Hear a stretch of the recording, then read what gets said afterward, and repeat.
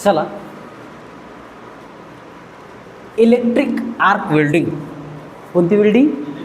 Electric arc welding. या अगोदर काय बघितलं आपण? रेजिस्टन्स वेल्डिंग बघितले, त्याचे टाईप्स बघितले. But type welding, flash but, seam welding, spot welding, projection fan बंद कर बरं आपण. प्रोजेक्शन वेल्डिंग, सीम वेल्डिंग, सगळ्या टाईपचे वेल्डिंग पाहिले. ओके, आता आपल्याला बघायची आर्क वेल्डिंग. आता आपल्याला काय बघायची? Arc welding. सो बघा, in arc welding, this is a type of welding and arc is struck. And arc is struck between electrode and metal.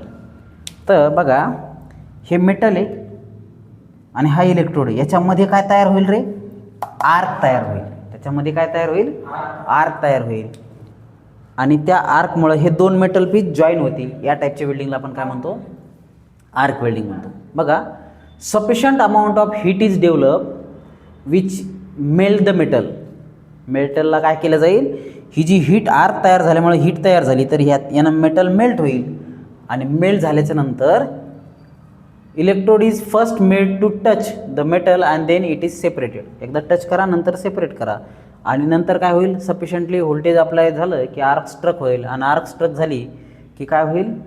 तो पार्ट मेल्ट होईल. आणि मेल्ट झाला की तो मधात फिलिंग मटेरियल टाकलं की वेल्डिंग होऊन जाईल. Okay, no mechanical pressure is required. So this type of welding is also known as non pressure welding.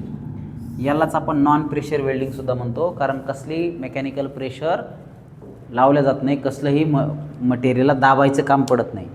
Resistance वेल्डिंगमध्ये काय करावं लागतं? दाबावं लागतं. रेजिस्टन्स वेल्डिंगमध्ये दाबावं लागतं आणि इथं दाबायची गरज नाही. हे नॉन प्रेशर वेल्डिंग आहे. The temperature obtain is up to 3000 degree Celsius. 3000 degree सेल्सिअसपर्यंत टेम्परेचर असेल.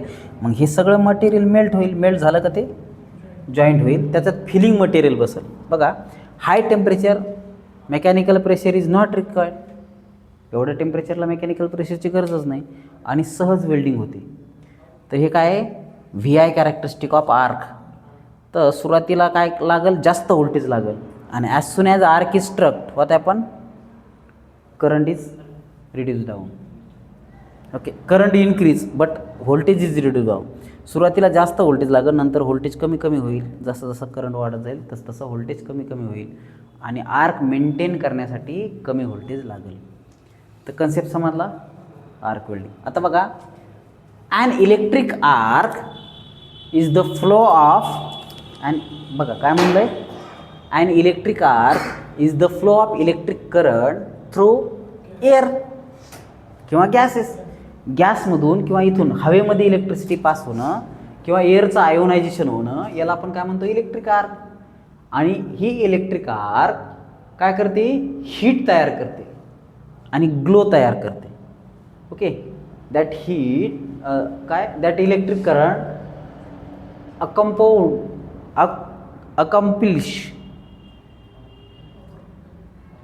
अकम्पेन म्हणलं त्यांनी. अकम्पेन म्हणजे काय? तयार करणं. Okay, by heat. कशामुळं हे होतं आहे? एअरचं आयोनायझेशन होतं आहे, तर गॅसेस कंडक्टिंग स्टेजमध्ये येते. ओके, आणि काय होणार आहे? By heat and bring glow. तिथं हीट पण तयार होणार आहे, ग्लो पण येणार आहे. तुम्ही बघितलं असाल, ठिणग्या पडतात तिथं, स्पार्क. ओके, बघा, arc is struck by starting the electrode or one electrode and job and then separated them apart. पहिले काय करायचं? जॉबला टच करायचं, नंतर असे थोडं अंतर ठेवायचं, नंतर काय होणार? अशी पद्धतीने पुढं पुढं घ्यायचं. तर असं वेल्डिंग वेल्डिंग वेल्डिंग वेल्डिंग होत चालतं आहे. पाहिलं असेल ना तुम्ही? वेल्डिंग केली का तुम्ही प्रत्यक्ष? असा इलेक्ट्रोड ठेवायचा, पहिले टच करायचं, नंतर असं थोडं अंतरावर अशा पद्धतीने ओढला की काय होतं? ते सगळं मेटल मेल्ट होऊन ह्या इलेक्ट्रोडच्या फ्लक्स ज्या आहेत त्याच्यावर पडून तो मेटल जॉईंट होतो. ओके, बघा, Wien electrode is separated the contact area decrease होईल. मग एरिया डिक्रीज झाला तर काय होईल? रेजिस्टन्स वाढेल. एरिया डिक्रीज झाला तर रेजिस्टन्स वाढेल. आणि रेजिस्टन्स वाढल्याच्या नंतर हीट वाढेल. कोणत्या पद्धतीने? I = I², H = I²RT. Resistance वाढलं, करंट तर हायच असतो.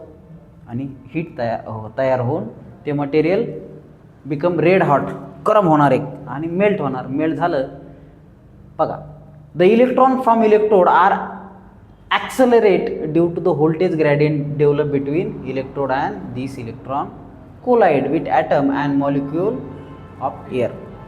तर इथं काय होणार आहे, हे हॉट रेड हॉट झालं, हे मेटल मेल्ट होणार आहे. तर मग याच्या ज्या फ्लक्स आहेत त्या फ्लक्स याच्यावर काय होणार, कोलाइड होणार आणि या कोलाइडमुळं आवाज पण येणार, वाजणार पण ते.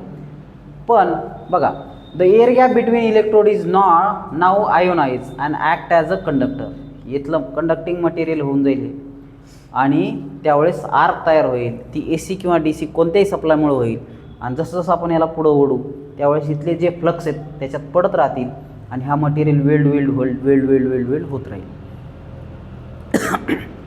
तर अशा पद्धतीचा सिम्पल कन्सेप्ट आहे. Thus arc is initiated AC and DC both कोणताही supply can be use in arc welding. मग त्याला आपण AC आर्क वेल्डिंग म्हणतो किंवा DC आर्क वेल्डिंग म्हणतो. AC सप्लाय घेतला तर AC arc welding, DC supply घेतला तर DC आर्क वेल्डिंग. बघा इथं काय म्हणते, for AC supply requirement of 50 to 60 volt. आर्कची रिक्वायरमेंट किती आहे, 50 to 60 volt and for DC 70 to 100 volt. Okay. Once arc is struck, voltage required to maintain the arc is 20 to 30 volt.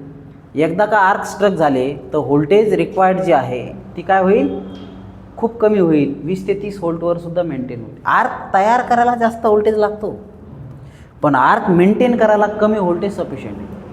Arc तयार करायला जास्त व्होल्टेज लागतो. किती लागतो बघा, AC असेल तर किती लागतो, 50 ते 60 व्होल्ट, 50 ते 60 आणि DC असेल तर किती लागतो, 70 ते 100. पण मेंटेन करायला 20-30 व्होल्ट सफिशियंट आहे. मग 20-30 व्होल्ट काहीच नाही ना, म्हणून तुम्ही बघा आर्कला स्पार्किंग बिर्किंग चट होते, एवढा हाय करंट असतो, हे सगळं मेल्ट होतं, 30,000 डिग्री सेल्सिअसचा करंट असतो, टेम्परेचर राहतं. पण करंट लागतो का, नाही लागत. का, voltage is too much small. Voltage खूप कमी असतं आणि व्होल्टेज कमी असल्यामुळं करंट लागत नाही. तुम्ही तिथं त्या ट्रान्सफॉर्मरच्या HV टेस्टिंगला गेलात, तिथं त्याने हाताने कंडक्टर असे हे केले, करंट लागला का, का व्होल्टेज कमी होतं. इथं बी तसं आर्किंगला स्पार्क होतं आहे, सगळं स्पार्क होतं पण करंट लागतो का, नाही. का, तर व्होल्टेज कमी असतं. मग एवढं इथं ही गोष्ट लक्षात घ्या की arc develop for AC supply, for AC arc म्हणू आपण, for AC arc supply requirement is 50 to 60 volt and for DC it is 70 to 100 volt. हे झालं आर्क तयार करण्यासाठी आणि आर्क मेंटेन करण्यासाठी 20 ते 30 व्होल्ट सफिशियंट आहे. येतं लक्षात, हे समजलं सगळं. तर काय करायचं आहे, इलेक्ट्रोड घ्यायचे, जसं याला टच करायचं थोडं अंतर ठेवायचं, मग काय होईल, एअरचं आयोनायझेशन होईल. कारण जेवढं अंतर कमी तेवढं रेजिस्टन्स वाढेल, रेजिस्टन्स वाढलं तर हीट वाढेल, हीट वाढली तर हे मेल्ट होईल आणि जसं पुढं घेऊ तसं ते फिलिंग मटेरियल त्याच्यात बसत जाईल आणि वेल्डिंग होत राहील. अशा पद्धतीचा कन्सेप्ट आहे. कळालं. चला आता special arrangement for suitable arc. Okay, किंवा सुटेबल आर्क सुटेबल व्हावी यासाठी आपण काहीतरी स्पेशल अरेंजमेंट करतोस. तर पहिलं काय केलं आपण बघा, टेम्परेचर कंट्रोल करायचं की नाही आपल्याला, टेम्परेचर कंट्रोल करायचं बाळ्या. टेम्परेचर कंट्रोल कसं करणार, तर त्याच्या 3 मेथड आहेत. पहिली टॅप रिॲक्टर मेथड. इथं आपण काय करतो, हे रिॲक्टर आहे सिरीज रिॲक्टर, त्याच्या एक टॅप येतो 1 2 3 अशा टॅप. ही टॅप चेंज करतो. तुम्ही बघितलं असेल तिथं, तुम्हाला मी दाखवलं 1 2 3 पाहिलं, बटनं पाहिलं ना. ते पहिलं बटन समजा 100 अँपिअरचं होतं, दुसरं 150 अँपिअरचं, तिसरं 200 अँपिअरचं, चौथं 50 अँपिअर आणि एक ऑफ. अशा पद्धतीचे बटनं खटखट खटखट होतं. तर इथून आपण टॅप चेंज करतो. आपल्याला जास्त करंट पाहिजे, मग काय करणार तुम्ही, जास्त करंट पाहिजे तर मग काय करणार तुम्ही, त्या पद्धतीचा टॅप इथं लावणार. ओके, त्या पद्धतीचा टॅप लावणार. The output current can B व्हॅरिड bye selecting appropriate tap. कोणती टॅप कलेक्ट केली त्याच्यावरून आउटपुट करंट डिपेंड करतो आणि आउटपुट करंटवर तुमचं वेल डिपेंड करतं. बघा, सप्लाय दिला, फ्लक्स काय होतील, इकडून इकडं इनिशिएट होतील, फ्लक्स पास होतील इथून इकडं. मी इकडून फ्लक्स पास झाल्या, इकडं काय होईल, EMF तयार होईल आणि इकडून सप्लाय इकडंच आहे. पण आता इकडं गेलेला सप्लाय याच्यात काय व्होल्टेज व्होल्टेज कसं आहे, स्टेप डाऊन होतं, व्होल्टेज कमी होतं, पण करंट काय होतो, वाढतो, करंट वाढतो. It work on step down principle. कोणत्या, स्टेप डाऊनवर वर्क करते. व्होल्टेज स्टेप डाऊन होतं पण करंट स्टेप अप होतो. आणि स्टेप अप झालेला करंट काय करेल रे, स्टेप अप झालेला करंट काय करेल, याला मेल्ट करेल मेटलला आणि मग ती वेल्डिंग होईल. साधा कन्सेप्ट आहे. मग टॅप तुम्हाला इथं सिरीज मेथडनी कंट्रोल करता येते. सो टॅप रिॲक्टर मेथडमध्ये आपण टॅप सिलेक्ट करतो, अप्रोप्रिएट टॅप सिलेक्ट करून अप्रोप्रिएट करंट घेतो. जास्त टेम्परेचर पाहिजे मोठी टॉप, कमी टेम्परेचर पाहिजे कमी टॅप. आता नेक्स्ट मेथड आहे मूव्हिंग कॉईल मेथड. याच्यामध्ये काय, वर एक नॉब असतो पहा अशा पद्धतीचं, आणि याने काय होतं, प्रायमरी आणि सेकंडरी मूव्ह होती. आता प्रायमरी जर जास्त जवळ आली सेकंडरीचे काय होणार आहे, जास्त फ्लक्स तयार होतील, जास्त आर्क प्रोड्यूस होईल. आणि लांब गेली तर काय, कमी फ्लक्स लिंक होतील, कमी EMF तयार होईल आणि कमी आर्क तयार होईल. तर कॉमन लॉजिक आहे, the movement of primary is possible to rotate the handle. हँडलने फिरवायचं. If primary is move toward the secondary current increase, आणि if it is move away from the current is decrease. म्हणजे इथं जवळ आले तर current वाढणार आहे आणि लांब गेलं तर करंट कमी होणार आहे. त्याच्यावरून आपण इथं टेम्परेचर कंट्रोल करू शकतो, वेल्डिंग कंट्रोल करू शकतो. त्याच्यानंतर तिसरी मेथड आहे मॅग्नेटिक शंट मेथड. याच्यामध्ये आपण काय करतो, एक मॅग्नेटिक शंट आपला मूव्ह करतो. ओके, आता इथून प्रायमरी टू सेकंडरी अशा फ्लक्स जाणार आहेत. ओके, त्याच पद्धतीने इथं बी आता समजा प्रायमरीला सप्लाय दिला फ्लक्स, इथून सेकंडरीला गेले. आता ह्या फ्लक्सला मॅग्नेटिक शंट दिला आहे. ओके, म्हणजे मॅग्नेटिक शंट असा मूव्ह करायचा. फ्लक्स लय चालल्या, फ्लक्स चालल्या, लय चालल्या, दाबा खाली. फ्लक्सला अडथळा आला, कमी फ्लक्स चालल्या. पुन्हा जर फ्लक्स वाढवायचे वर मूव्ह करा, जास्त फ्लक्स जाते. Okay, a magnetic shunt is use to divert the flux. The position of magnetic shunt can be adjusted, hence value of flux is transformer core changes and current can be change.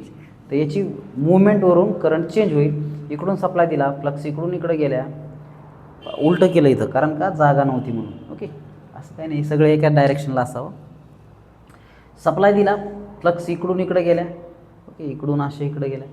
आता याला जर असं movement केलं, वर सोडलं तर सगळ्याच flux जातील, खाली सोडलं तर काही फ्लक्स इकडं डायवर्ट होतील. म्हणजे समजा हे जर काढून घेतलं तर इकडून इकडे किती फ्लक्स जातील, समजा 50 मिलीवेबर जातील, आणि हे जर टाकलं तर 30 मिलीवेबर जातील. तर मग तिथं काय होईल, करंट चेंज होईल, आणि करंट चेंज झाला तर आउटपुट टेम्परेचर चेंज होईल. अशा पद्धतीची कन्सेप्ट आहे. समजलं? सो राईट डाऊन दिस.